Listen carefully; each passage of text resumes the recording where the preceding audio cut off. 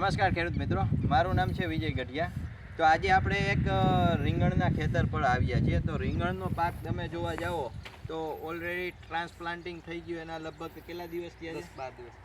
10 થી 12 દિવસ જેવું થઈ ગયું છે. તો આ ટાઈમે જ્યારે ટ્રાન્સપ્લાન્ટિંગ કરતા હોય છે ત્યારે વધારે પડતી જરૂરિયાત શું હોય છે કે ભાઈ જે કોઈ પણ પ્લાન્ટ હોય તેને તમે ટ્રાન્સપ્લાન્ટિંગ કર્યું હોય તો એને જળ તેમાં બેસાડવાના એટલે કે મૂળિયા બેસાડવાનું કામ હોય છે, એટલે એની ઝડપી વૃદ્ધિ થાય છે. તો આ એક એવી વસ્તુ કે આ ટાઈમે જો માઇકોરાઇઝા એટલે કે વામનો ઉપયોગ કરવામાં આવે બરાબર, તો એનાથી શું ફાયદો મળે છે કે વામ એટલે કે માઇકોરાઇઝા છે તો એ એક એવી વસ્તુ છે કે ભાઈ જે તંતુ મૂળ છે એની વૃદ્ધિ કરવાનું બરાબર. પછી આપણે રેગ્યુલર રાસાયણિક ખાતરનો જે કાંઈ ઉપયોગ કરતા હોય તો જે અલભ્ય સ્વરૂપમાં જે ફર્ટિલાઇઝર પડ્યું હોય છે એને લભ્ય સ્વરૂપમાં રૂપાંતર કરે છે.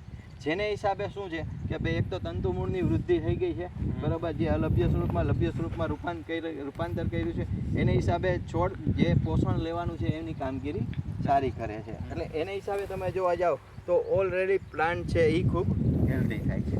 જો આ વસ્તુ છે તો બજારમાં ઘણી ખરી કંપનીમાં તમને માઇકોરાઇઝા જોવા મળશે. જો ખાસ કરીને તમે ડ્રીપને એવું લગાડેલું હોય, મલ્ચિંગ કરેલું હોય તો IPLનું એક વામ HD છે બરાબર, એ તમે વાપરી શકો છો.